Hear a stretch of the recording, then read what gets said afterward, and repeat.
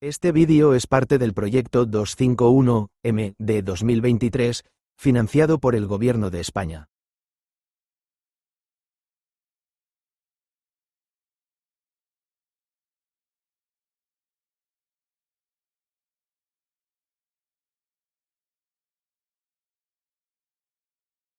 Mi nombre es Rafael Fenoy Rico, nací en Algeciras en el año 1953, por lo tanto a fecha de hoy tengo 72 años.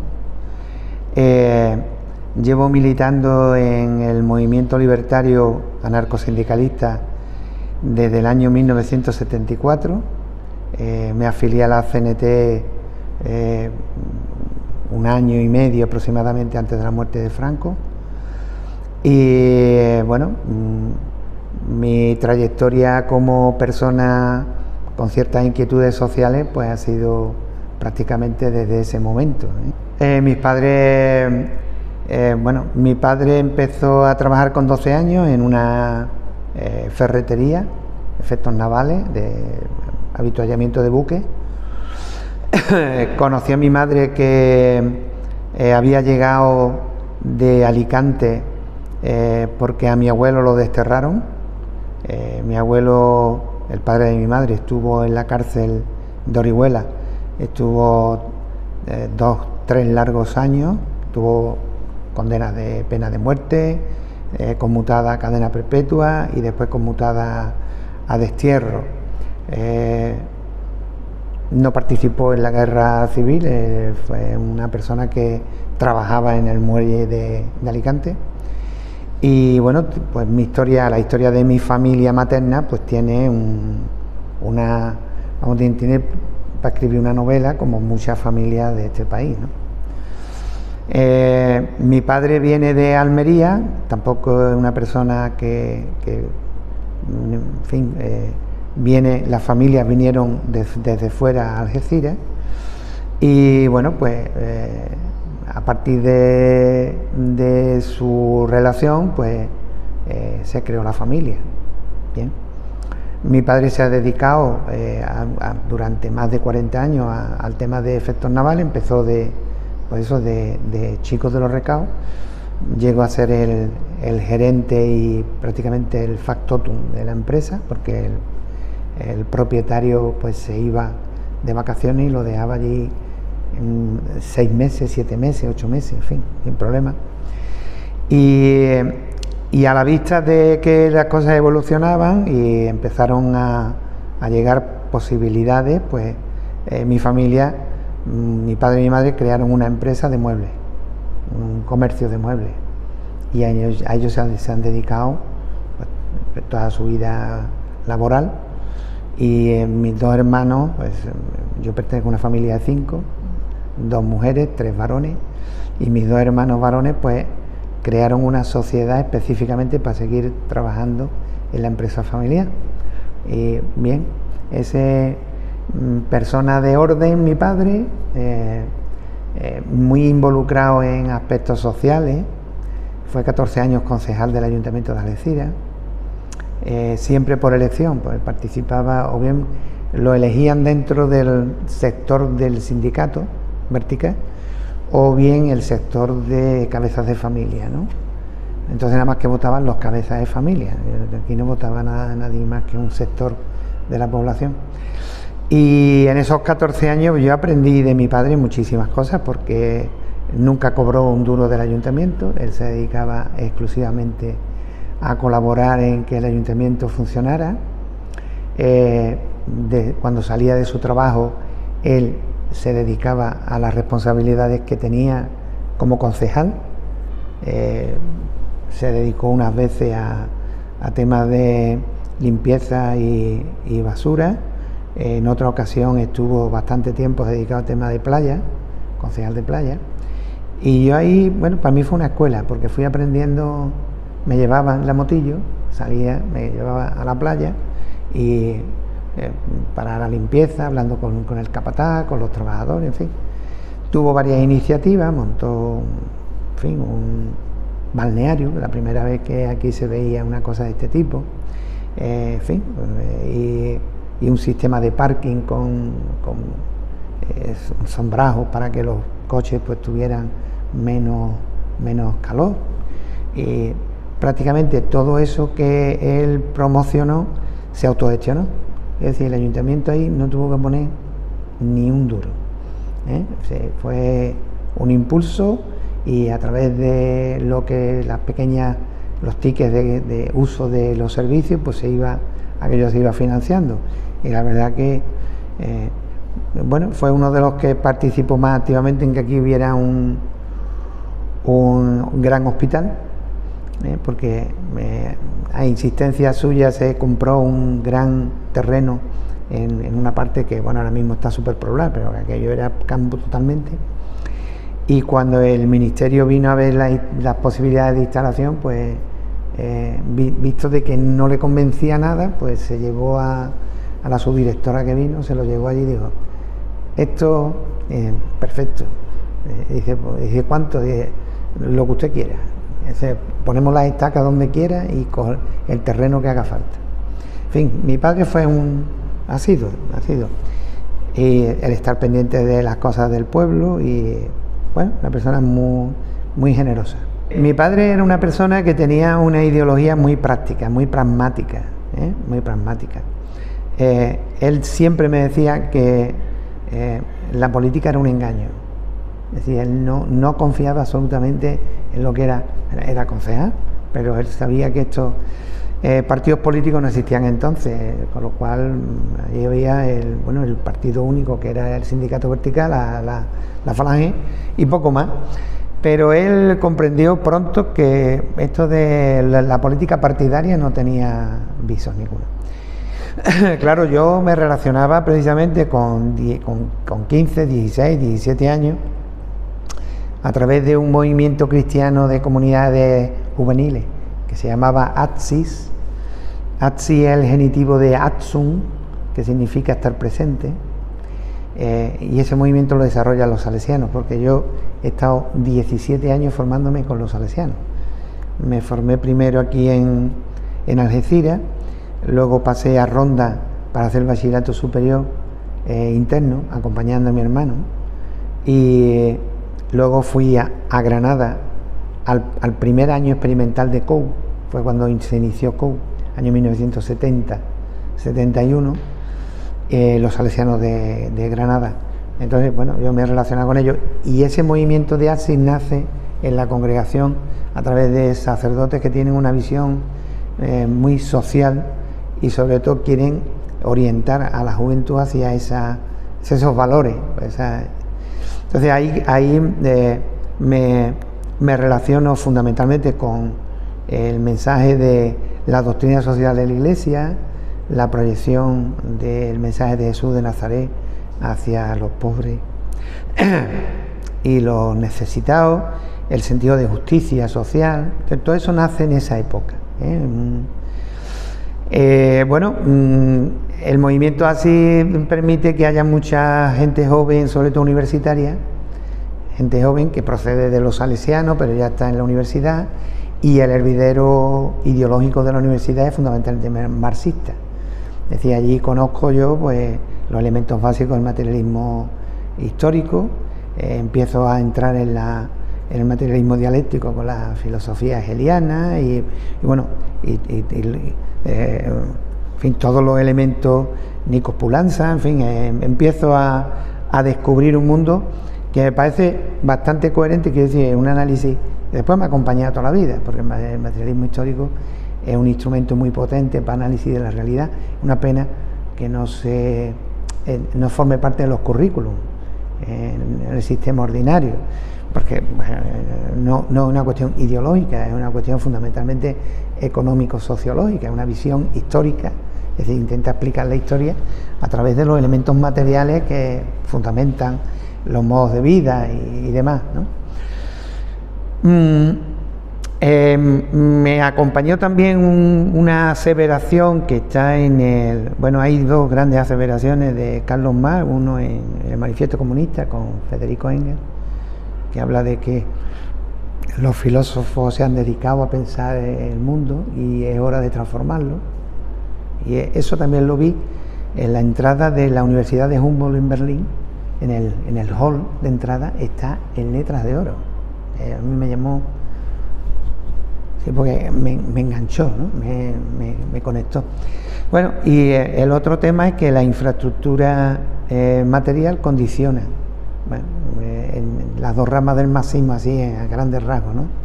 La estructuralista y humanista se diferencian justo en una palabra, y es las condiciones materiales, la infraestructura material. Los humanistas dicen condiciona, los estructuralistas dicen determina la superestructura ideológica.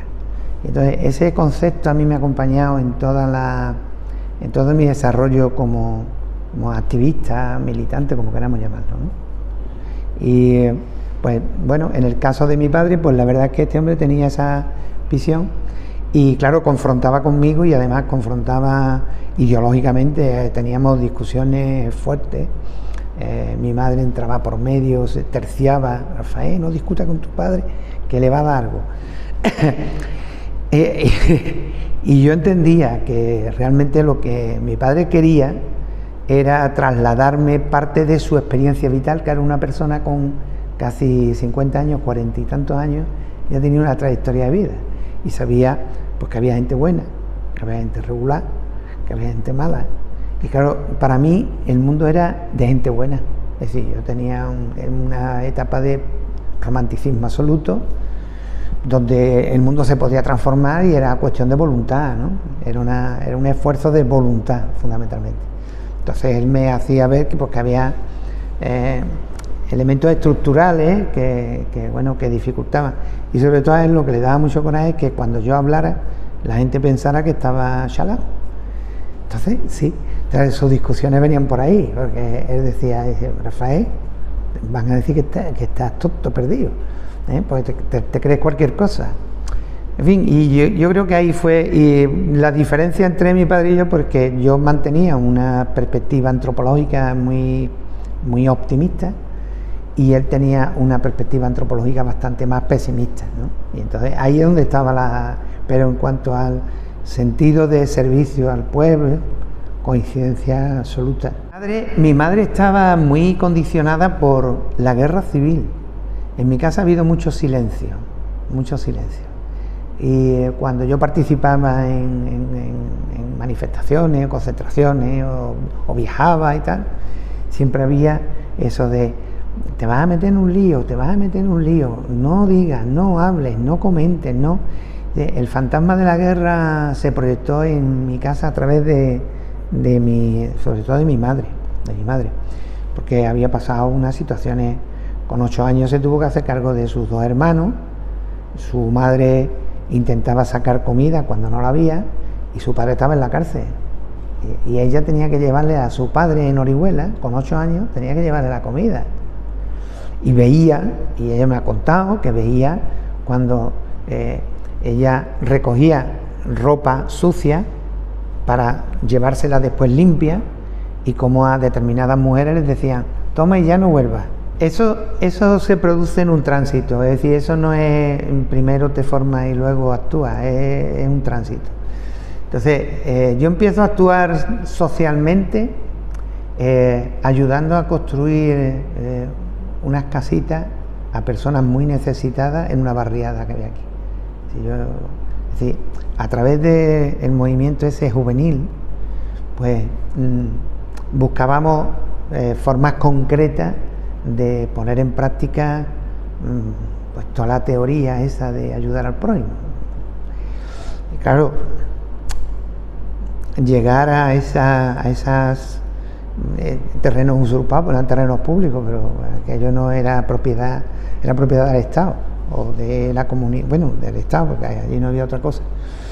Y ver familias que se estaban haciendo su casa como buenamente podía, pasando de una chabola que estaba al lado, de cartones y tal, a intentar tener una casa con ladrillo, sin agua potable, sin saneamiento, y compartí con ellos pues unas meriendas cenas, porque era lo único que comían, a base de café y pan con manteca.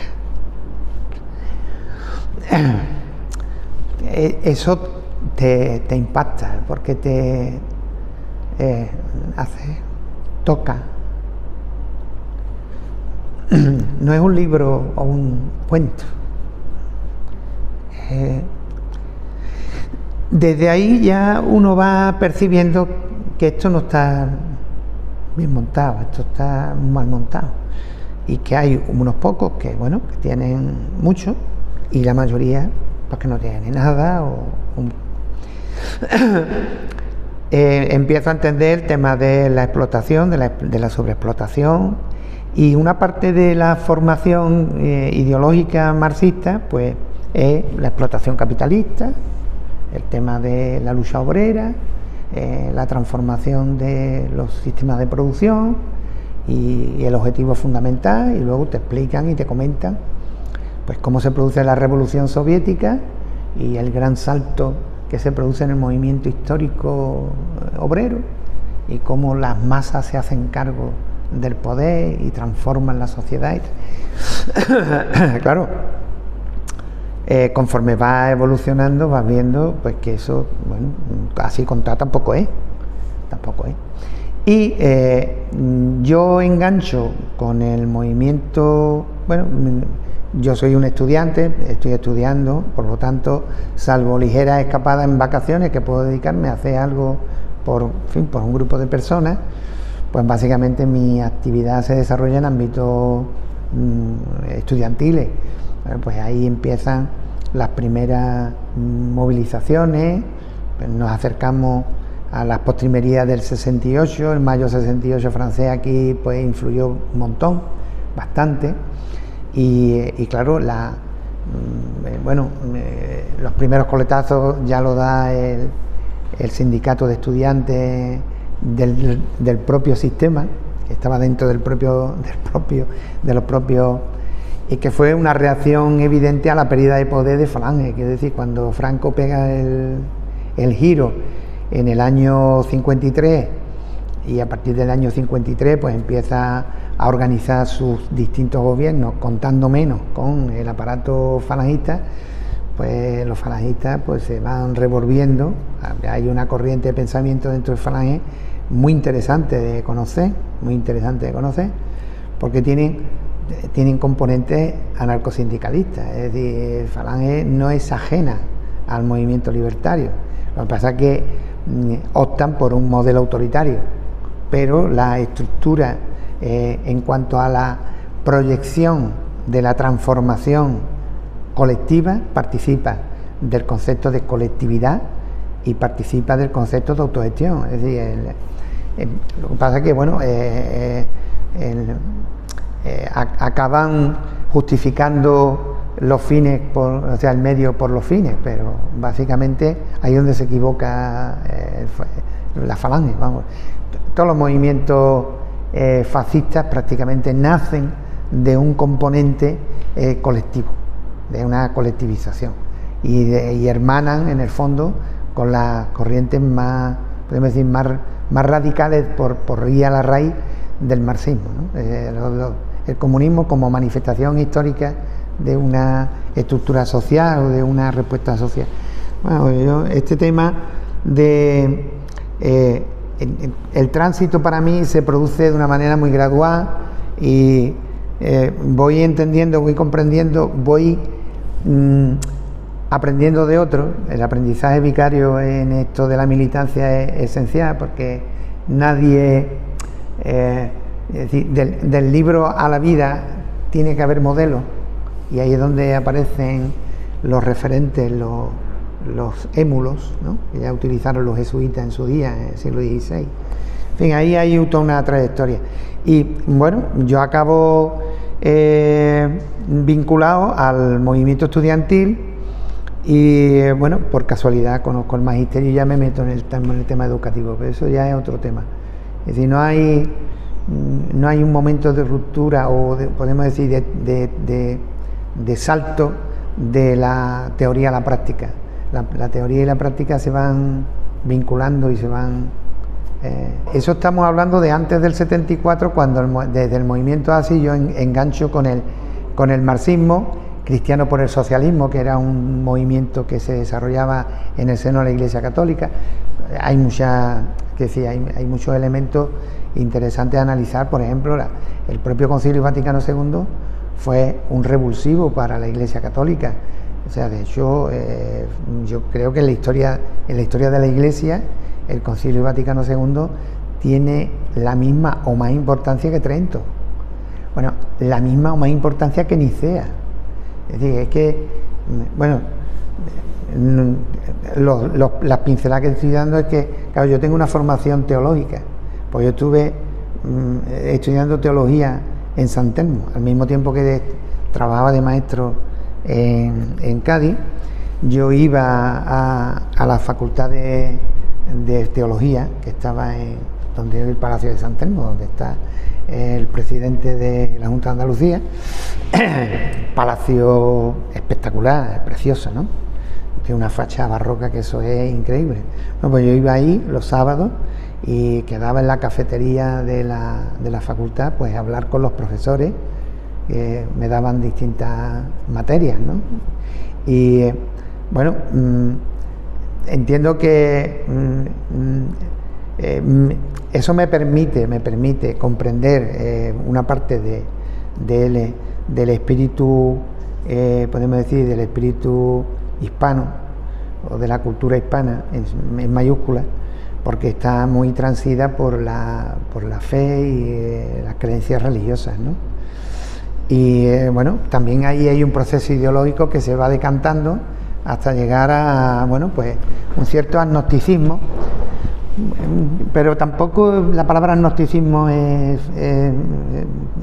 refleja la realidad, porque todos somos grandes creyentes. Quiero decir, no hay una persona que no sea creyente en lo que crea, claro. No estamos hablando de el Dios cristiano o el Dios musulmán, no, estamos hablando de personas que tienen capacidad para ver lo inconocible, lo que no está dado, porque nuestra capacidad tiene su límite, y a partir de ahí pues generan pues una especie de hipótesis sobre qué puede ser eso que no conocemos, qué tal. Uno de los temas fundamentales para mí es haber superado, creo yo, todo esto es mucha presunción, pero vamos, creo que sí, el concepto de angustia.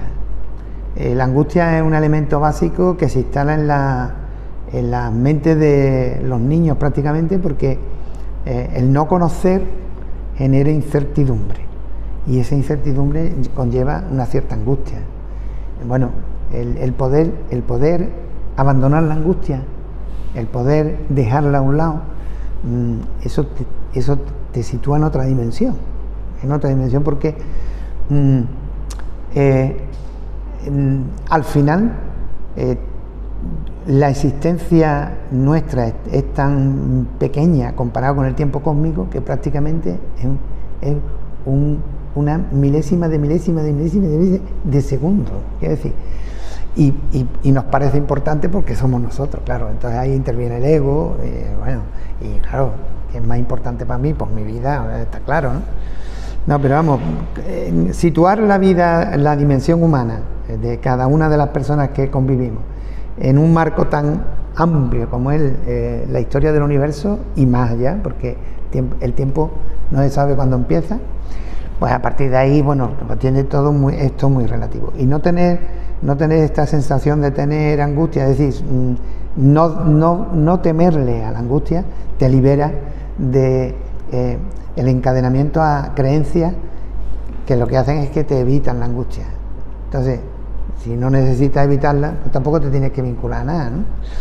Entonces, mi formación es marxista hasta que llego a Cádiz, y llego a Cádiz de rebote, porque en mi vida casi todo ha sido de rebote.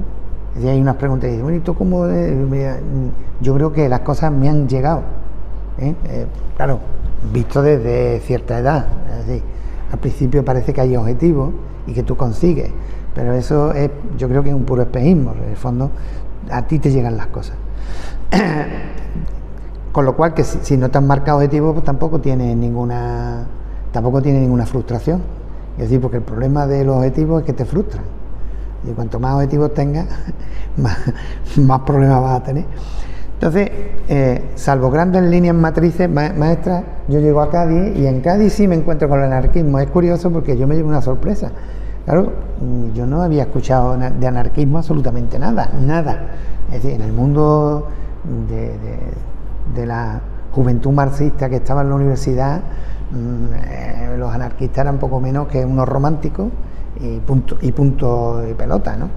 La confrontación, Carlos Marx Bakunin, en libros como La historia de la Primera Internacional, y contada por gente, ¿verdad?, por gente ideológicamente marxista, pues la verdad, lo que te dibuja son una especie de locos románticos, ¿no?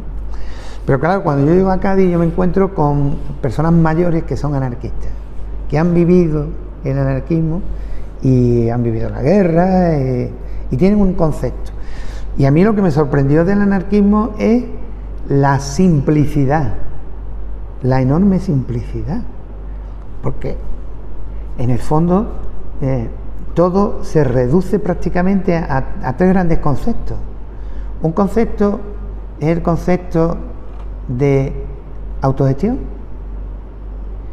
que está necesariamente vinculado a la acción directa, y el federalismo. Y es que poco más. Entonces, a ver, la libertad, y ahí hay toda una teoría sobre eso, pero que básicamente es muy sencilla. Los seres humanos o tenemos libertad o no somos humanos, punto y pelota.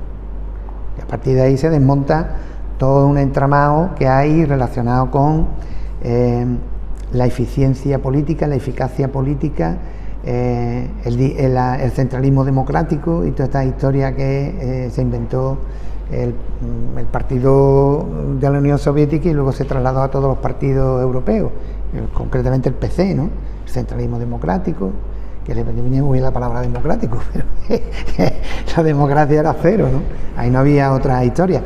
Había unos líderes, personas clarividentes con una capacidad de análisis de las condiciones objetivas, y cuando marcaban las condiciones objetivas estaban, es que tenía que necesariamente que producirse el cambio. Es decir, y entonces, bueno, pues, ¿quién iba a cuestionar eso? No podía cuestionarlo nadie. Entonces el anarquismo me llevó un poco a ir comprendiendo la necesidad de aunar las dos grandes contradicciones que existen en el modo de producción capitalista. Entonces, la primera contradicción, que es la que fundamentalmente a mí me habían ido mostrando, era la contradicción explotador-explotado. Es decir, hay uno que explota y otro que es explotado, ¿vale? Pero claro, el anarquismo me abrió la segunda contradicción, que es dirigente-dirigido. Y mire usted, las dos son igualmente importantes, porque te pueden explotar incluso ideológicamente hablando, con lo cual, mire usted, no puede haber dirigentes, porque si hay dirigentes, porque hay gente dirigida.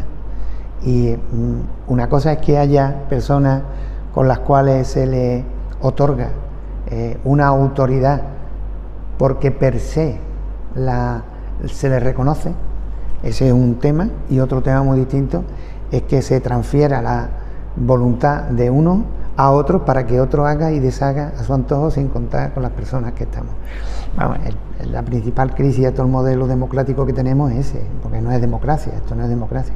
Esto es una elección de dictadores por 4 años y punto y pelota, no hay más. Entonces los ciudadanos en este país solamente son ciudadanos para la élite política y económica cuando nos citan a la urna. Entonces, sí, aquí viene la ciudadanía a mostrar su voluntad y todo esto. Y ya está, a echar voto. Hasta luego, Lucas. Hasta dentro de 4 años, que te reconoceré otra vez como ciudadano.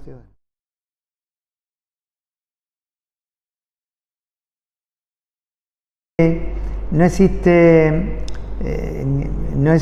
ese, podemos decir, esa vinculación al líder.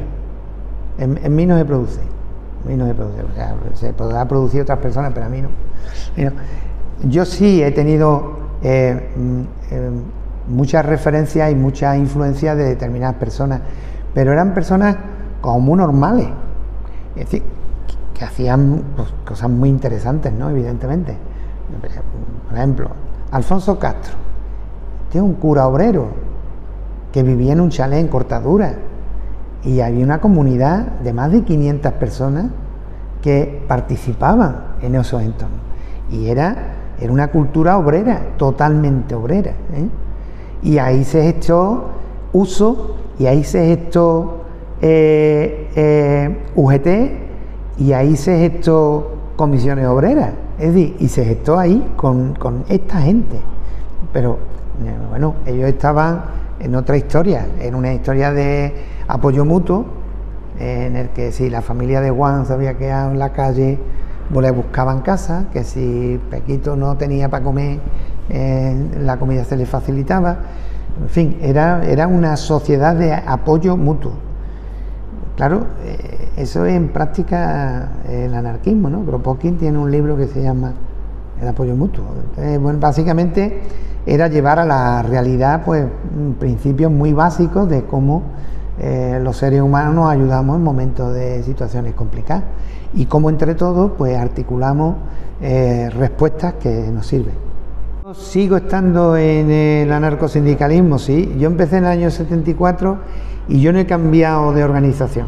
Lo que pasa es que tuve que cambiar de sigla, porque dentro del movimiento, dentro de CNT, bueno, hay un tema, y es cómo el movimiento anarquista se proyecta de una manera extraordinaria en los primeros años de la muerte, después de la muerte de Franco. Estamos hablando, Franco muere en el año 75, en noviembre, y en el año 77 hay en marzo un evento multitudinario en San Sebastián de los Reyes, donde la CNT da su primer mitin, y en la Plaza de Toros, que eran de 25.000 espectadores, se llena, y en las puertas se quedaron miles.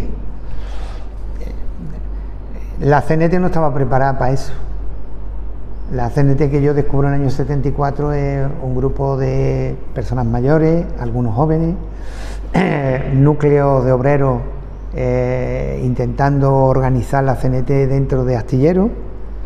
Y bueno, el primer pleno de la CNT de Cádiz se celebra en San Lucas, en un viñedo, que teníamos que hacer viajes a no sé dónde para que nos dijeran dónde era el siguiente sitio, para después llegar al siguiente sitio, para después llegar al viñedo.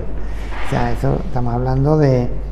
Y bueno, yo llegué, llevaba meses dentro de la organización, y los compañeros de Astillero, o sea, la gente mayor sí tenía mucho respeto por la gente joven. Es decir, que yo creo que nos está pasando ahora, porque claro, se produce una sequía durante más de 40 años, con lo cual lo que se instalan en las organizaciones clandestinas es una gerontocracia, entre comillas, pues claro, son la gente más mayor. Claro, la gente mayor veía entrar a una persona joven y automáticamente le damos un sitio que te muere. Y te voy a contar la anécdota. El presidente elegido, o sea, lo que es el que presidió el pleno de la CNT en el año 74, fue este que está aquí, y llevaba 2 meses o 3 en la CNT. ¿A propuesta de quién? Pues de mis compañeros que trabajaban en Astillero.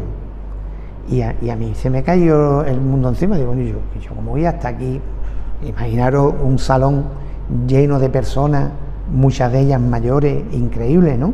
Un respeto, una cosa, y de pronto allí yo voy a presidir el pleno de la CNT de toda la provincia de Cádiz. Pues la verdad, a mí y es porque la gente mayor tenía tanta necesidad, veía la necesidad de que llegara Savia Nueva, que automáticamente te daban la responsabilidad, venga, a tirar del carro. Y eso, la verdad, ahora yo que estoy metido en el movimiento vecinal, que sigo trabajando en el sindicato, sigo colaborando con el sindicato y tal, yo creo que estamos llegando al mismo punto, porque gente joven hay muy poca, hay muy poca, pero en todos los ámbitos, Cuando yo me reúno con personas del movimiento ciudadano y vecinal, ahora por ejemplo estamos intentando poner en marcha el Consejo Ciudad, que está aprobado en un reglamento de participación ciudadana que aprobó el Ayuntamiento en el año 23, pues no, desde la Federación de Asociaciones Vecinales, FAPAXA, que yo soy vicepresidente, bueno, me eligieron hace poco, pues colaborando directamente con el presidente y los compañeros y compañeras vocales, estamos intentando que ese órgano pues se constituya, porque el ayuntamiento no tiene ningún interés, evidentemente. Pues es un órgano de participación y los políticos no quieren que la gente participe, los políticos quieren que la gente vote, ya está. Entonces, claro, nos estamos reuniendo, estamos invitando pues a todas las asociaciones de mujeres para que formen el sector mujeres. Estamos invitando a todas las asociaciones de inmigrantes para que formen el sector inmigrante, a las asociaciones de mayores para que formen el sector mayores. Claro, nos estamos reuniendo con mucha gente. Y gente joven son las que están contratadas por las asociaciones. Cuando una asociación no tiene nadie contratado, el que va es una persona que tiene como media 60 o 70 años. Y ese es el perfil. Ese es el perfil de todo el movimiento asociativo. Con lo cual, creo que aquí ha pasado algo durante estos 40 años que es muy parecido a lo que pasó con la dictadura de Franco. Otros 40 años de embarbecho. Pues aquí, bueno, no está prohibido, pero nadie viene. Bueno, posiblemente porque también es ineficiente. Quiero decir que hay gente que le achaca al pueblo. Hay una pregunta por ahí que habla de la sociedad, que le achaca al pueblo que es indolente, que no participa, que tal. Y yo, sin embargo, sigo pensando que este pueblo es muy inteligente, tiene una sabiduría que emana de la propia cultura que mamamos desde chicos, desde la cuna.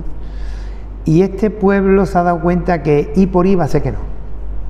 ¿Me explico? Y ya hemos tenido tantas manifestaciones y hemos tenido tantas reclamaciones y tantas reivindicaciones que los políticos le entran por aquí, le salen por aquí, y que eso es para nada.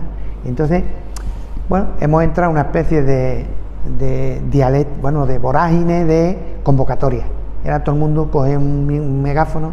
Mañana en la Plaza San Juan de Dios por Palestina, otro por el genocidio de Gaza, el otro por el ataque de no sé qué. Y no se dan cuenta que esas convocatorias lo único que están demostrando es la enorme debilidad del tejido social, porque no está vertebrado. Entonces, si no existen organizaciones vertebradas con actividad propia, difícilmente después esas organizaciones pueden convocar, Entonces, estamos entrando en una especie de paroxismo en ese sentido, ¿no? Y creo que, bueno, conviene que paremos un poquito el tema, porque sí, temas preocupantes hay. Hombre, vamos a ver, CNT era una organización fundamentalmente de varones. Es decir, cuando yo empecé, mujeres había muy pocas. Es verdad que dentro de CNT hay mujeres libertarias, que es tradicional, es un tema histórico. Y de hecho he conocido a personas que estuvieron en ese momento muy relacionadas con las corrientes sobre feministas, porque no era ya el feminismo, era ir más allá del feminismo, era la igualdad absoluta a todos los niveles, con varones o con quien fuera, daba igual. Y ahí, pues la verdad, nombres concretos, pues Susi Cano, que es una mujer de Granada, María Quirós, que es otra persona de Barcelona, que han desempeñado cargos de cierta relevancia dentro de la organización, han sido secretarias generales de la Federación de Enseñanza. O sea, yo he sido secretario general de la Federación Estatal de Enseñanza, he sido secretario de la CGT de Andalucía, he participado de esas dos maneras en el Comité Confederal de la CGT a nivel estatal. Y, por ejemplo, yo en mis comités estatales de CGT a nivel estatal, pues no había mujeres, todos éramos varones. Eso ha cambiado con el tiempo, evidentemente, pero vamos. Eladio Villanueva es un referente para mí, un ferroviario, secretario general de la CGT durante bastantes años. Murió el hombre y la verdad todo mi respeto, porque era una mente preclara, una cosa fuera de lo común. Y bueno, muy cercano a mi realidad de por aquí, pues ahora mismo tenemos una secretaria general en oficios varios que se llama Anabel Quiró, que es funcionaria del ayuntamiento. Yo me quito el sombrero. Una persona muy coherente, llena de valores y además muy transparente, muy justa. Yo la verdad de ella he aprendido cosas, claro que sí.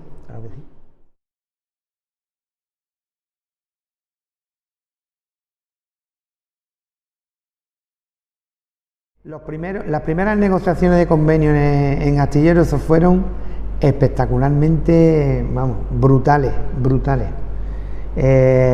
Yo presencié cómo la gente de Cádiz le tiraba desde las ventanas de los balcones muebles, enseres a la policía, porque el pueblo de Cádiz estaba totalmente, sublevado. Los cortes del puente Carranza, que estaba recién inaugurado, la autovía a Sevilla, en fin, las quemas de contenedores, las quemas de neumáticos, las cargas de la policía, anda que nos hemos corrido nosotros delante y bueno, y los caballos que corrían más que nosotros. Entonces, es decir, claro, el análisis muchas veces era que convenía, y de eso era un pensamiento más bien de tipo maoísta, agudizar las contradicciones, decía. Y era echar a la gente a los pies de los caballos para que tomaran conciencia. Y yo no tenía vergüenza. Estaba relacionado con el obispado, a través de... yo tuve entrevista con Monseñor Dorado Soto, que el hombre me invitó a que estudiara teología en Roma o en Salamanca, porque a él no le gustaba que yo estuviera estudiando teología en Sevilla. Yo lo entendí muy bien, no hizo falta que me explicara nada. Claro, yo el primer libro que leí de Marta Ane, que es Conceptos Elementales de Materialismo, de materialismo histórico, precisamente fue ciclostilado en la Facultad de Teología de Sevilla. Es decir, que era un nido de ideologías, ¿no? De ideologías que avanzaban. Y entonces, bueno, pues yo estaba relacionado y gracias a que yo estaba relacionado, pues podía pedir que en el Hospitalito de Mujeres de Cádiz, pues sitios para reuniones, tal. Hubo encierro en el Hospitalito de Mujeres de Cádiz, hubo encierro, huelgas estudiantiles, un montón.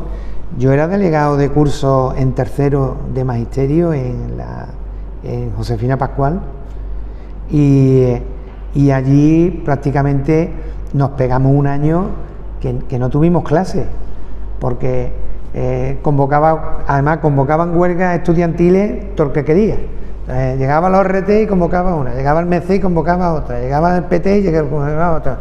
Entonces, entre los trotskos, los maoístas, el leninista, marxista, no sé qué, la verdad que yo era una... Y entonces simplemente convocábamos asamblea, nos levantábamos de las clases y nos íbamos a la enorme escalinata que había, que vinculaba todas las clases y toda la historia, y allí celebrábamos las asambleas. Claro, era otra historia. En el piso donde yo vivía vino la policía de madrugada, y estuvo vapuleando a un colega mío, un compañero de piso, buscando activistas de una de las estafaciones que he citado. Estuvimos yo estoy hablando todo del año 76, 75, 76. Bien. Por ejemplo, en 75, en Madrid, asisto a un congreso de ATSI, del movimiento esto tal. Bueno, pues a punta de pistola a mí me detienen, me meten en un coche que no era de estos de la policía, era un coche camuflado, me llevan a la Dirección General de la Policía en la Puerta del Sol, donde está ahora el gobierno de Ayuso, y allí nos tuvieron un montón de horas aislados con un interrogatorio hasta que al final nos dejaron porque se habían equivocado. Creían que éramos una célula de ETA o algo así, o una cosa de esta.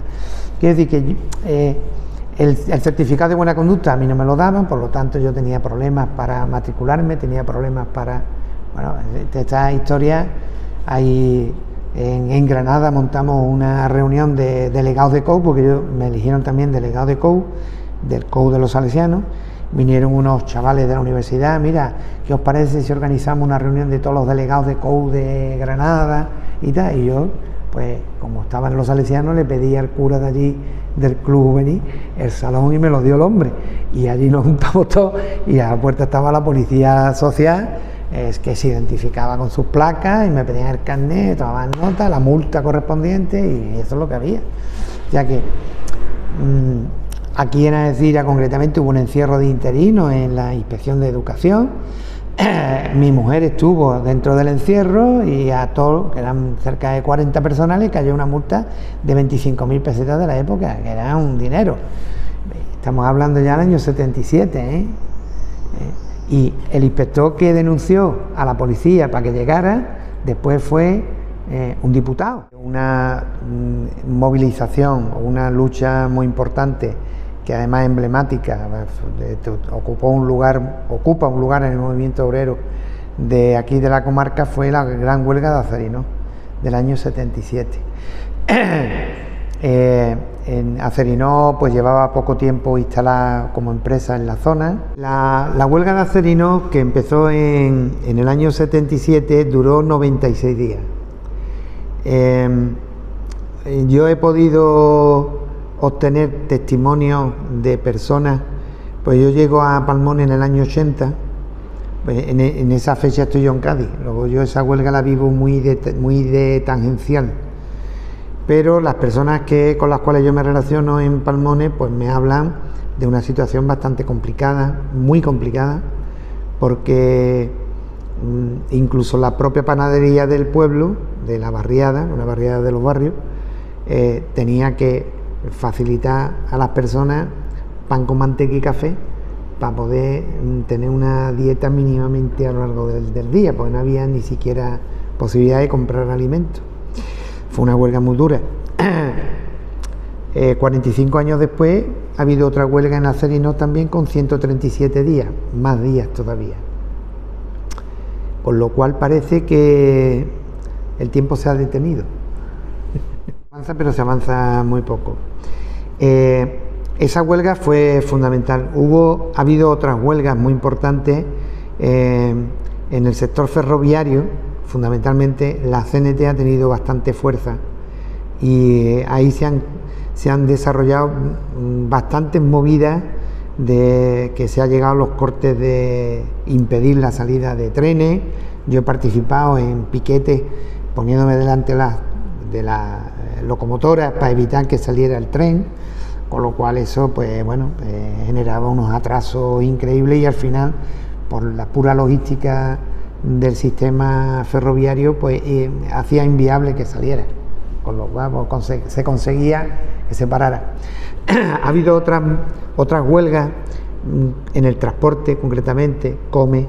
Aquí ha habido huelgas con COME y hemos ido a la estación de autobuses y hemos hecho exactamente lo mismo. Nos hemos puesto delante los autobuses para que no salieran, en este caso detrás, porque los autobuses salen de espaldas, ¿no?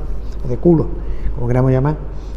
Y en todas ellas siempre ha habido mucha tensión y resultados muy pobres. Es decir, el balance de las grandes huelgas, se han conseguido efectos, posiblemente inmediatamente efectos positivos, porque se han conseguido mejorar unos aspectos del convenio colectivo, o se han conseguido tal, pero básicamente todos esos efectos positivos han quedado absorbidos inmediatamente por la evolución propia de la cesta de la compra, la carestía de vida. Es decir, yo me acuerdo que mi padre, que dentro del sindicato vertical estuvo una temporada representando al sindicato vertical en el ayuntamiento como concejal, él me decía: Rafael, el problema no es la subida de salario, el problema es la contención de precios.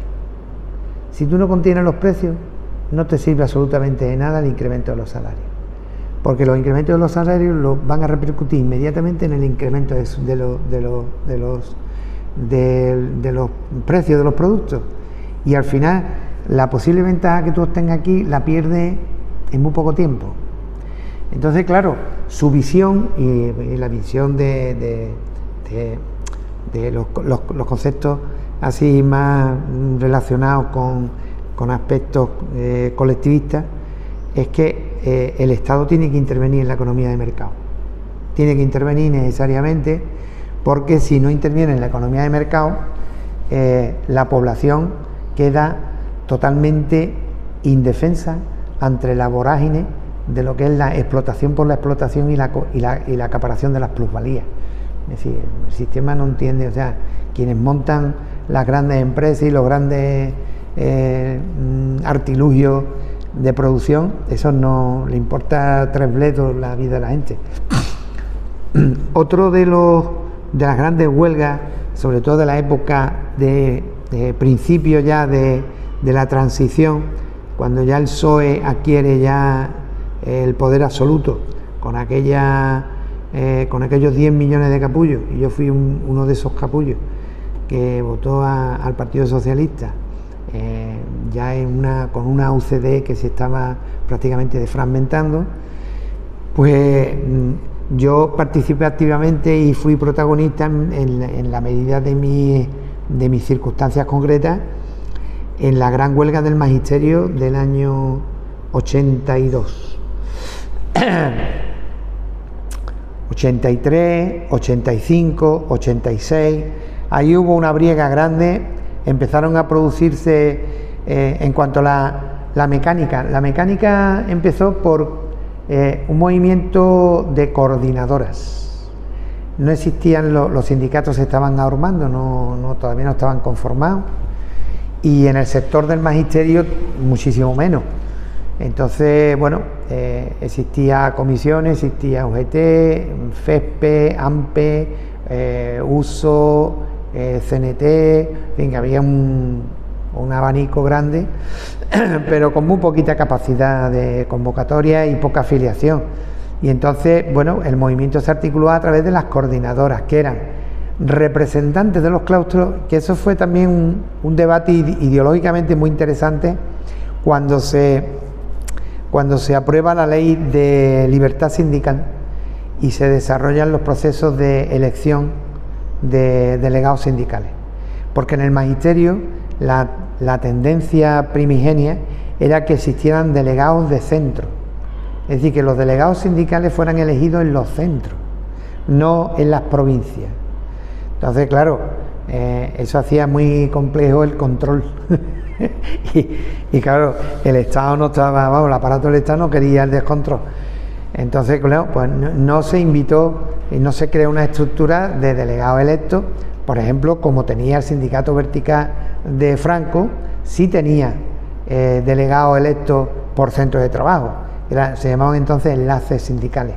Yo fui elegido por mis compañeros en Fray Félix, en el colegio de Fray Félix, el primer año que trabajaba, fui elegido como enlace sindical del sindicato vertical y colaboré activamente, muchísimo, con Jesús Maeztu, que es el actual defensor del pueblo andaluz, porque este hombre trabajaba de docente también en un colegio, en un colegio privado, y era era sacerdote en el Cerro El Moro con Goyo, el otro sacerdote que después llegó a ser gobernador civil de Córdoba. Es que hay unas cosas muy raras, la verdad, increíble, ¿no? Increíble. O sea, directamente de una parroquia obrera a ser gobernador civil en la provincia de Córdoba. Eso es. Luego me lo encontré como presidente del AMPA del Instituto Drago, siendo yo inspector de educación, y visitando el instituto me lo encontré y estuvimos rememorando un poco la historia de eso. Pues con Jesús Maeztu, por ejemplo, me acuerdo perfectamente que era más mayor que yo, claro, evidentemente, tenía ya por lo menos 10 o 15 años más que yo acababa de llegar al magisterio, y me dijo: Rafael, nosotros tenemos que poner en marcha el primer convenio de la enseñanza privada en Cádiz. Y le digo, pues me parece muy bien, Jesús. Y cogía su cochecito, yo no tenía coche, cogía su cochecito, salíamos de trabajar, me recogía a San Lucas, reunión con los profesores de la primaria de San Lucas, otro día a Jerez, otro día a Urique, otro día a Algeciras, claro. Y vamos, me acuerdo perfectamente que bueno, eran viajes espectaculares porque se hablaba de lo divino y lo humano y hablábamos con muchísimas personas. Y claro, el tema es desde el sindicato vertical generar un convenio colectivo moderno. Él estaba entonces en la UET y yo estaba en la CNT. Pero vamos, colaboramos muchísimo en ese sentido. Y esto generó el tema de las coordinadoras, que era la elección por parte de los claustros de personas que asistían como delegados a asambleas donde todo el mundo hablaba de cómo estaba el ánimo y cómo estaba la visión que cada centro educativo tenía. Y a partir de ahí pues se aprobaban acciones concretas que podían ser desde, por ejemplo, una huelga para evitar dar nota, o una huelga para dejar a los chiquillos sin clase durante 2 días, o unas salidas, concentraciones a las puertas de los institutos con las pancartas correspondientes, invitando. En fin, no conseguimos vincular el movimiento de padres y madres, porque posiblemente en esos momentos había mucho recelo entre la docencia y las asociaciones de padres y madres. Es decir, todavía se mascaba un cierto distanciamiento y hasta cierto punto en determinados sectores del magisterio, sobre todo de las enseñanzas medias, había un prurito de tratar a los padres y a las madres como administrados, no como ciudadanos. Es decir, ellos reciben nuestra orientación, pero nosotros de ellos no tenemos por qué recibir nada, porque ¿qué nos van a decir? Y nosotros somos los expertos, ¿no? Entonces el concepto de experto es un concepto también interesante de analizar. Y hay un teórico sobre este tema, el tema que se llama Julius Stallman, que plantea el tema de las liturgias de los expertos, y cómo esas liturgias de los expertos, que además él se sitúa bastante en las cúpulas, sobre todo universitarias, generan después una serie de dependencias enormes con respecto a los no expertos. Es decir, entonces, claro, es trasvasar la liturgia del sacerdocio, que es el consagrado, que tiene relación directa con la divinidad, a los fieles feligreses, que son el pueblo, ¿no? Y ahí entonces todavía se mascaba eso. Y posiblemente el error más grande de todas estas grandes huelgas que acabaron en el año 96 con una manifestación espectacular en Madrid, yo no he visto una cosa más exagerada.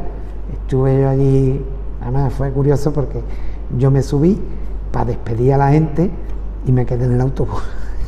Yo me acuerdo, y todavía mi mujer me lo dice, porque fuimos mi mujer, yo y el niño, llevábamos chiquillos, y fuimos a despedir salían de la estación, salían los autobuses, salían unos pocos, de aquí de Algeciras para Madrid, y total que yo me meto en uno para saludar a la gente, y aquello se anda y le digo por la ventana, le dije adiós. Vamos, nada, ayuda Rafael, que es que me fui para Madrid, o sea, pero ni hablado ni nada, o sea, le hice así, y ella lo entendió perfectamente porque ya me conocía, ¿no? Es decir, yo la conocí con 16 años, yo tenía 21, éramos muy amigos, y a partir de esa amistad nació otra relación, pero ella siempre me ha conocido metido en berenjenales, con lo cual ella no le extraña. Yo sí, me ha hecho una pregunta interesante sobre eso, y sí, ella para mí ha supuesto un equilibrio entre la vida familiar, la vida profesional y la militancia, eso sí. Y bueno, parecen palabras tópicas, pero es verdad, yo le debo a esta mujer mucho.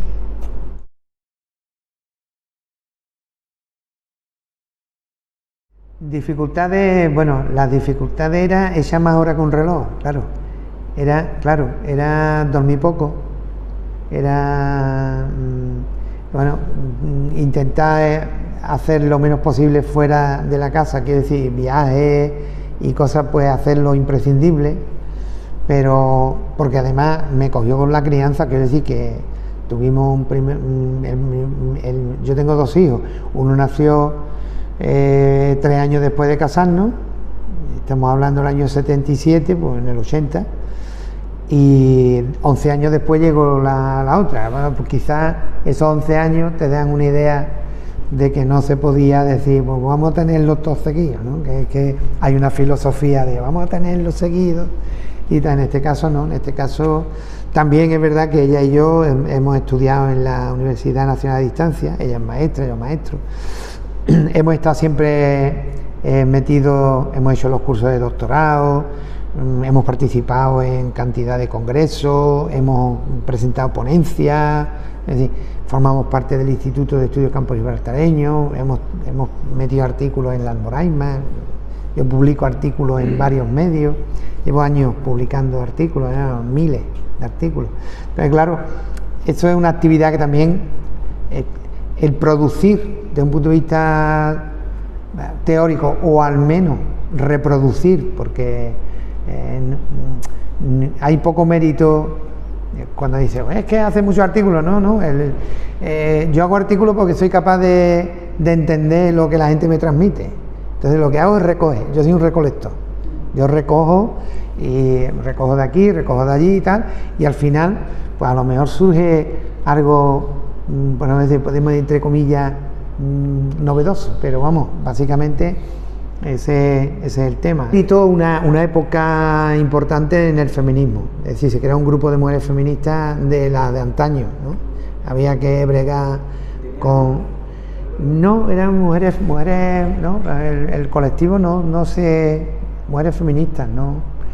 Y estuvo bastante relacionada, bueno, participó activamente en una huelga de interinos, se encerró en la inspección, le pusieron la multa 95.000 pesetas de la época, fue curiosa. Y bueno, pero vamos, básicamente creo que son ellos, bueno, y con mis hijos, pues, mis hijos míos a manifestaciones, con un jarrillo de lata, eso, nos movíamos y nos movíamos todos, ¿no? Nos movíamos todos.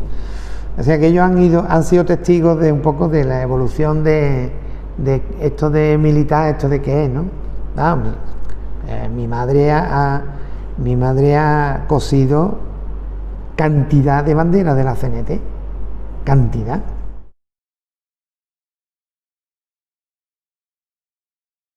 No, que yo sepa no. Y más, esto se le podía preguntar a ellos, pero vamos que no. Y porque, bueno, si por cuando ya tenían cierta edad, porque no querían venir, pues se quedaban con los abuelos, no hay problema.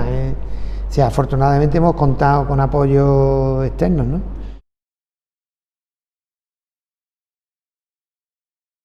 De la militancia yo lo que he recibido es muchísima riqueza de muchísima gente. Quiero decir que en ese sentido yo soy afortunado, o sea, yo he recibido muchísimo más de lo que se supone que yo he aportado, vamos, de eso está claro.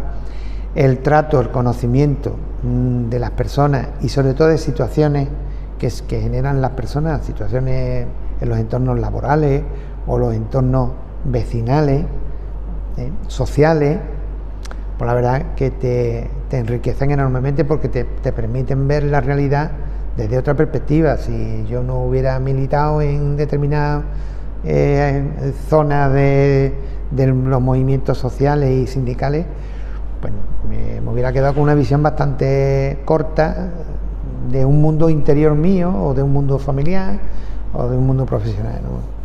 Y que lo que yo he aportado, pues yo he aportado un grano de arena pequeñísimo, no, lo siguiente, porque la visión que yo tengo, mi visión de yo integrado en un movimiento histórico que se pierde en la noche de los tiempos, movimiento histórico de emancipación de la humanidad, es que es nada, pero sí le doy importancia porque esa nada es imprescindible, ¿eh? Es decir, si yo no hubiera puesto el pequeñísimo grano de arena, nadie lo hubiera hecho por mí. Y ahí es donde reside parte de la gran responsabilidad que todo ser humano tiene para colaborar con otros seres humanos, de forma que esto que se llama humanidad cada vez sea más humana, porque nadie va a venir a cambiarla. Como no la cambiemos los que estamos viviendo, ahora vienen los que están detrás nuestras, los que tienen que ir arrimando. Yo ya llevo ya años, no mucho, pero sí, ya llevo años que veo a un bebé en un carrito y digo, mira, el futuro contribuyente. Pues lo tengo claro. Es decir, veo, y además veo a personas mayores y lo miro a los ojos y estoy viendo el niño que ha sido. Y entonces se va comprimiendo el tiempo y se va acoplando unas edades con otras, y claro, eso lo va dando la edad. Eso con 17 y 18 años eso no lo puede tener una persona. Eso ya el tiempo te va dando esas visiones. Entonces, ¿qué he aportado? Pues he aportado muy poquito. He aportado bastante de mi tiempo, sí. Mi tiempo es lo más valioso que yo he podido dar, porque bueno, es el gran patrimonio que tenemos todos. La gran riqueza que tiene cada ser humano es su tiempo, y el compartirlo, y además compartirlo de forma generosa, y además sin pretender alcanzar nada, eso rebota y te encuentras con un tesoro, y es el tesoro de las personas con las cuales has compartido, los afectos. ¿Qué he perdido? Yo no he perdido nada. Yo no he perdido nada. Y no he perdido nada porque tampoco he pretendido nada. Pero, claro, esto me di cuenta yo después. Y claro, viendo la trayectoria que yo he tenido a lo largo de este tiempo, yo puedo concluir que, por ejemplo, yo llego al magisterio por casualidad. En mi vida familiar no hay maestros, ni he tenido yo. Entonces yo me relaciono con el magisterio por casualidad. Como estoy relacionado con acciones sociales, con grupos juveniles que hacen cosas, con sindicatos, pues yo tengo curiosidad por la realidad, y pues leo Triunfo y Aro Tegle, y me empapo de libros sobre aspectos como la crisis del petróleo, o en fin, la evolución política del régimen. Me estudio todo el tema de la estructura económica de España, de Tamami, en fin, que voy cogiendo los clásicos de aquel momento, ¿no? Claro, eso no es porque es que esto lo tienes que estudiar, ¿no? Es que quiero aprender, ¿vale? Entonces llega la oposición, yo estoy contratado en la privada en un colegio de Cádiz, y mi vida iba a ser vivir en Cádiz, el colegio de Cádiz y el movimiento obrero de Cádiz, y punto y pelota. Esa era mi trayectoria.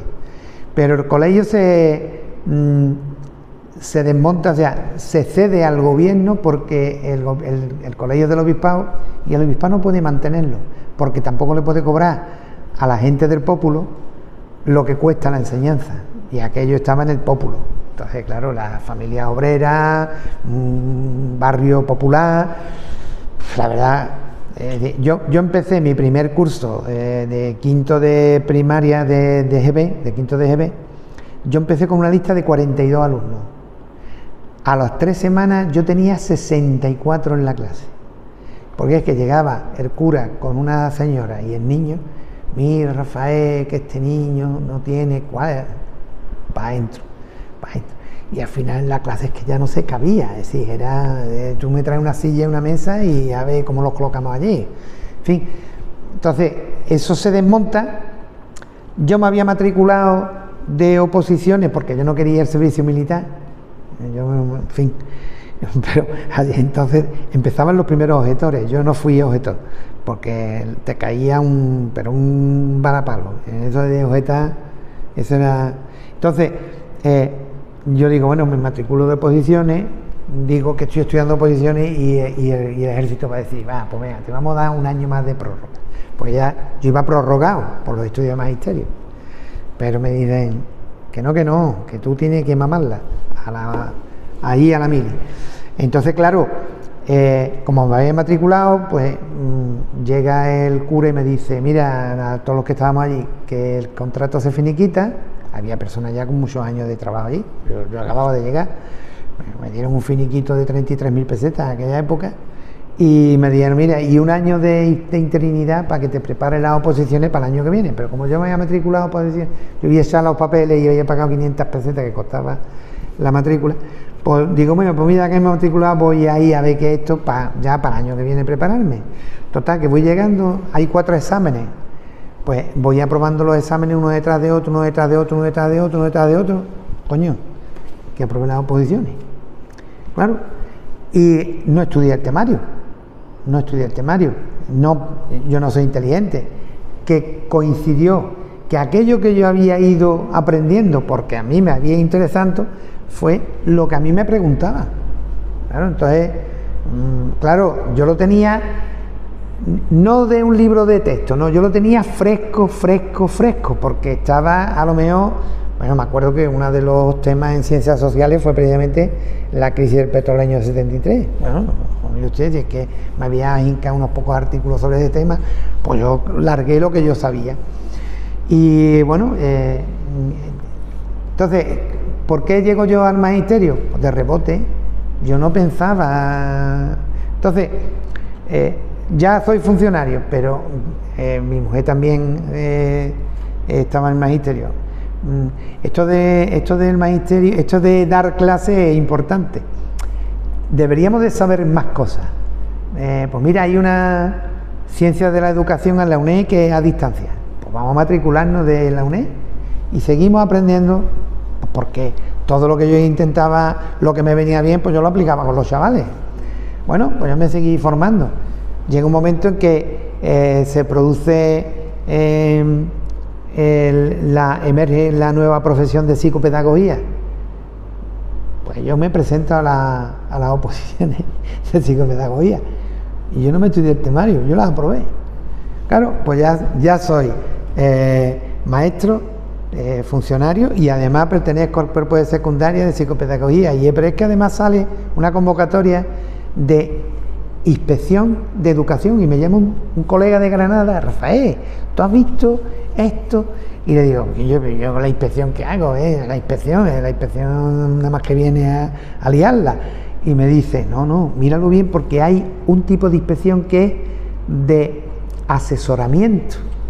Digo, me leí el BOA, eso fue en agosto, había que echar los papeles a finales de agosto, y yo en agosto me leo el BOA, preparo pues había presentado un proyecto, era una convocatoria, había que presentar un proyecto, y el proyecto mío, que me ha servido durante bastante tiempo, es un recopilatorio de todo aquello que yo había estudiado en la UNED y que estaba relacionado con la supervisión educativa de alguna manera, y concretamente del movimiento cooperativo Escuela Popular, porque yo participé también en ese movimiento cooperativo Escuela Popular. Y mi proyecto de inspección de educación empezaba con una cita del segundo congreso del movimiento cooperativo Escuela Popular del año 72 de Burdeos, que decía: lo mejor que le puede pasar a la inspección es que desaparezca. Eso fue la entrada del proyecto. Bueno, pasaron meses, había una entrevista, total. Al final me seleccionan y yo acabo de inspector de educación en Cádiz, en la delegación de Cádiz, y tampoco había pretendido yo esta historia. Y bueno, la inspección a mí me abre un mundo espectacular, porque empiezo a conocer muchas cosas que no se conocen. Entonces, puedo mirar porque las inspectoras y los inspectores tienen capacidad para ver. Además, al principio se llamaban veedores. Entonces, estos eran los veedores que tenía el rey para ver, se lo contaban y ya él decidía. Bueno, pues, y la inspección a mí me ayudó mucho a entender más y mejor los procesos y sobre todo la relación inevitable con la vida. Y claro, ahí surgió pues una posición muy crítica pues con todo lo que se estaba produciendo dentro del sistema, porque el sistema es un sistema cuartelario. Es decir, el sistema educativo está pensado para guardar a los niños. No tiene otros. Todo el mundo se puede llenar la boca hablando de la formación, de la educación y tal. Hombre, algo se adquiere, algo se recoge, pero básicamente la estructura está creada para guardar a los niños y liberar mano de obra adulta. Ese es el concepto, esa es la realidad. Con lo cual, mire usted, la evolución del sistema educativo es cero patatero. Es decir, que desde in illo tempore, desde que se crean las primeras escuelas hasta ahora, pueden venir gente que murió hace 300 años y encontrarse con la misma realidad, chispa más o menos, ¿no? Quitando la pizarra electrónica y esas cosas. Vista la realidad de los centros educativos, por ejemplo, y vista la acción sindical que desarrollan los sindicatos en el ámbito educativo, que básicamente se limitan casi exclusivamente a aspectos económicos y aspectos de condiciones laborales, entre comillas, ¿no? Prácticamente se ha avanzado muy poco el modelo, es decir, los profesores siguen teniendo la misma carga lectiva, más o menos. Los sueldos tampoco han experimentado grandes subidas, con lo cual cada año los funcionarios han perdido poder adquisitivo, los docentes un poquito más, y poco más es que esa histeria. Entonces, el trabajo docente, las metodologías que se utilizan deben de evolucionar, porque desde una perspectiva social, el sistema educativo es un engranaje que tiene que permitir el salto o la emergencia de una conciencia social. Es decir, ese sería uno de los principales objetivos, que sería la socialización como principal objeto de los actos educativos. Pero claro, un sistema que está fundamentalmente primando el individualismo, la competitividad, pues la verdad lo que está desarrollando son mentes o personas con unas personalidades bastante antisociales, por alguna manera. Hombre, los iguales se relacionan porque se tienen que relacionar, si los chavales y las chavalas sintonizan perfectamente en esos ámbitos, pero más allá del plus de encontrarse con los iguales, aquello tiene muy poco aliciente, y además el sistema genera hartura de sistema, es decir, la propia escuela está harto de escuela. Entonces, desde esa experiencia, y visto desde dentro también cómo los políticos encaran los asuntos y los problemas que tiene el sistema, a mí yo entiendo que y he trasladado a mi sindicato la necesidad de desarrollar estrategias sindicales diferentes. Y entonces la principal estrategia que entiendo yo que se puede manejar y se debe de manejar es crear la incertidumbre. Crear la incertidumbre. Ese es el principal objetivo de cualquier protesta o cualquier reivindicación o cualquier lucha que se quiera plantear. Y de hecho la huelga como tal es el instrumento, podemos decir, un instrumento privilegiado para poder crear el principio de incertidumbre. ¿Qué ocurre? Que, claro, eso lo sabe la gente que está dentro del sistema y maneja esto, con lo cual lo regulan. Entonces todo está regulado. Tú no puedes ir a la huelga legal si no lo convocas 10 días antes. Tú no te puedes... hay unos parámetros y te lo tienen regulado, te lo tienen organizado. Bien, por eso yo siempre llevo años propiciando la estrategia de que las huelgas se orienten a la consecución de un objetivo pequeño y alcanzable, y además que sean indefinidas hasta que ese objetivo se alcance. Entonces, todas las huelgas es un decálogo de un montón de... porque se pretende que todas las personas que trabajan, si no es por el primero, sea por el tercero, sea por el cuarto, pero se vinculen a la protesta. ¿Y usted? Hay, por ejemplo, un detalle interesante que es el derecho de los funcionarios, por ejemplo, el personal interino no tenía derecho hasta hace muy poco a pedir días de asuntos propios no retribuidos, y no los podía pedir. Y bueno, eso es una discriminación. Bien, pues queremos que en la circular de permiso y licencia, en el párrafo donde dice que no puede, que ponga que puede. Queremos que desaparezca el no. La relación con otras organizaciones siempre ha sido de buscar la unidad y encontrarnos con desavenencias, porque el problema de las otras organizaciones es que responden a modelos muy verticales. Entonces, a nivel horizontal, nos relacionamos entre militantes de UGT, de comisiones, por ejemplo, fundamentalmente, y CNT o CGT, y muy bien, porque estamos viviendo la misma realidad, los análisis son coincidentes y, bueno, compartimos estrategias y demás. Pero luego, cuando empezamos a acorralar a la empresa de turno, de pronto se descuelga la directiva de UGT o la directiva de comisiones, firman un acuerdo por detrás y ya nos han dejado vendido. De hecho, hemos hecho algunas veces convocatorias conjuntas de huelga y hemos llegado a la conclusión de que ni una más. Es decir, podemos coincidir en hacer convocatorias, podemos coincidir incluso en el tiempo, pero van a hacer por separado, porque si las hacemos conjuntas con que uno se descuelgue, invalida la convocatoria, y nos han dejado tirar más de una vez.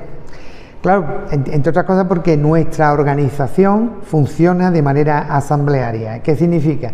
Que los trabajadores tienen primero que decidir si vamos o no vamos a la huelga, y son los propios trabajadores y trabajadoras los que deciden si la quitamos o no, que no es la organización. La organización puede, en una asamblea, analizar, ofrecer su análisis y aconsejar que a lo mejor pues se debería de desconvocar o deberíamos hacer otra cosa. Pero son los trabajadores y las trabajadoras los que tienen que decidir si se levanta o no se levanta la huelga. Y de hecho hemos convocado huelgas como sindicato sin tener representación en las empresas, porque los trabajadores y trabajadoras han venido a nosotros y nos han dicho: convocarnos una huelga porque esto no se puede aguantar. Por ejemplo, nosotros colaboramos mucho con el Movimiento Ciudadano de Tarifa, con el gran conflicto que hubo con el cable. Aquí hubo el enlace eléctrico entre Tarifa y Marruecos, eso levantó al pueblo de Tarifa, y precisamente anarcosindicalistas, compañeros nuestros de la Pirelli, estuvieron apoyando al movimiento de Tarifa, no solamente viniendo aquí y participando con ellos, sino también boicoteando la producción del cable. Es decir, el cable tardó más porque en la fábrica le hicimos la puñeta al cable. Claro, es una simbiosis de movimientos, es decir, al final todo el mundo tiene que trabajar en pro de conseguir un objetivo, ¿no? Y no es que el cable esté mal, es que el error es imponer las condiciones a un colectivo de personas. El error está ahí. Es decir, porque los políticos tienen la obligación de explicar y convencer. De explicar y de convencer, no de vencer. Palabras de Unamuno en el Paraninfo de la Universidad de Salamanca. Dice: porque venceréis, pero no convenceréis. Es decir, la fuerza no sirve. Entonces, no se puede llegar con una prepotencia y decir: como esto lo ha aprobado no se sabe quién, ahora impongo yo a este pueblo. No, usted tiene que explicar y pedagógicamente hacer que las personas entiendan que eso que usted propone es lo más aconsejable y, por lo tanto, conseguir el apoyo de la población y no al revés. Pero bueno, eso, como los políticos tienen 4 años y quieren hacerlo todo en 4 años y ponerse la medalla, estos procesos son más lentos. son bastante más lentos, más tranquilos, hay que hablar, hay que negociar, hay que estar con las personas, hay que empaparse de la cultura de ese pueblo, de esa barriada, de ese entorno, y a partir de ahí comprender cómo viven y cómo proyectan ellos su futuro para que las decisiones políticas sean coherentes con eso. Pero vamos, eso es política. Hacer política, que es reunirse con la gente para... Por lo demás, como la política en este país dice que empezó con la transición no existe, no ha existido, es decir, seguimos existiendo, siguen existiendo los sindicatos verticales, siguen existiendo los grandes grupos de presión, la oligarquía financiera y terrateniente, sigue industrial, sigue existiendo la estructura de partido vertical que se escenifican, que son varios, pero en el fondo las políticas son siempre las mismas, porque obedecen a los principales intereses.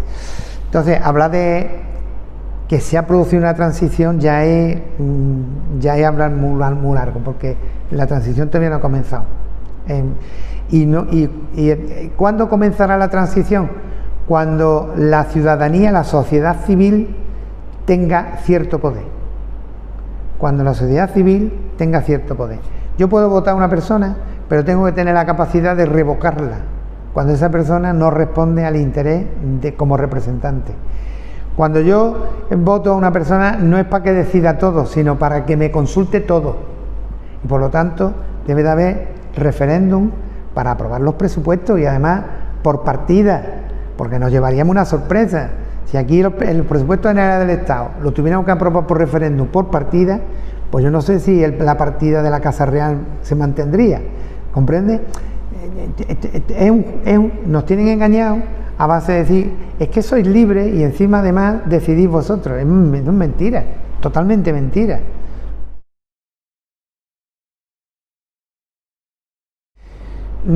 Vamos, cuando yo empecé con toda una generación que empezó conmigo, pues entendíamos que la democracia iba a resolver los problemas. ¿Por qué? Porque pensábamos que los problemas los generaba la dictadura. Y ahí nos equivocábamos. Quiero decir, la dictadura generaba un tipo de problemas, pero los problemas que aquejaban a la clase trabajadora los generaba el sistema de producción capitalista. Y el sistema de producción capitalista sigue existiendo todavía con mayor fuerza, con mayor vehemencia y además con mayores concentraciones, con lo cual, pues no sé, mucha gente piensa que, pues no sé, por poner un ejemplo, mucha gente piensa que Quirón es una empresa de salud española. Mentira, pertenece a un grupo alemán. Sí.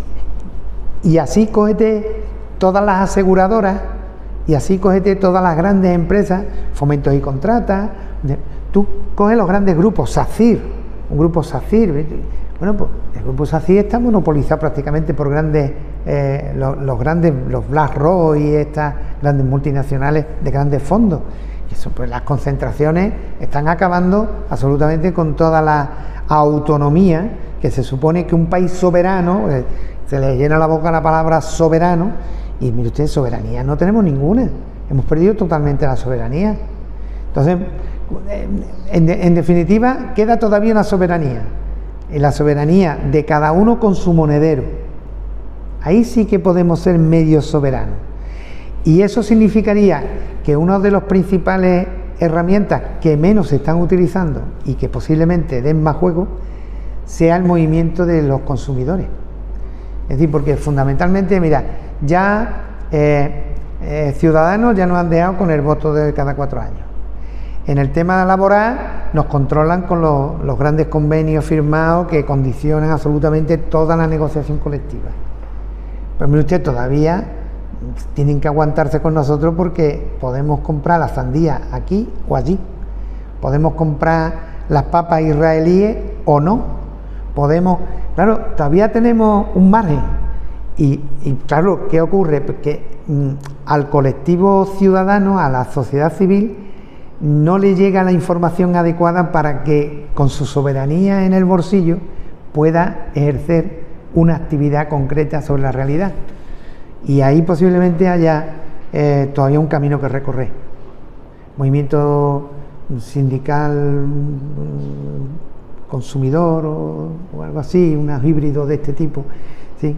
Vecinal, ciudadano, vecinal, consumidor, es decir, y por ahí quizás todavía quede un cierto resquicio, pero vamos, el camino yo lo veo que se han dado muy poco, y es más difícil ahora, es más difícil desmontar, es más difícil actuar sobre la realidad, porque quizá el pueblo se ha desencantado a la vista de que somos un pueblo inteligente, como dije, y pues va a ser que no.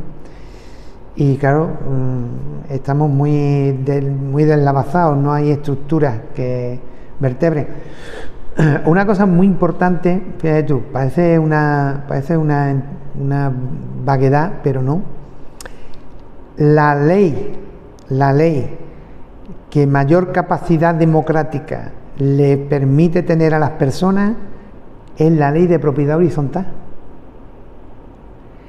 El comunero, el propietario comunero tiene unos derechos que más quisieran tener los ciudadanos. Porque, por ejemplo, en una comunidad no te pueden subir las cuotas si tú no estás de acuerdo. Pues vete a los impuestos. A ti te preguntan a mí o al juez si voy a subir los impuestos que te parecen. Que va, te los subo y ya está, y a pagar. En una comunidad, la junta directiva hace una propuesta de subida de la cuota y tiene que explicar el porqué y tiene que convencer a los que allí están reunidos para que ellos decidan subirla. Los presupuestos se analizan y se aprueban o no se aprueban.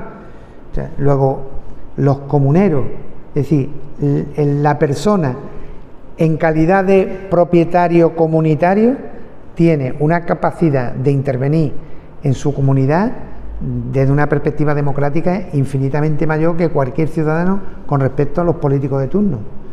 Pues bueno, pues como el modelo está y la ley está aprobada, pues ¿por qué no copiamos el modelo y la pasamos a la ley general? Podría ser una solución.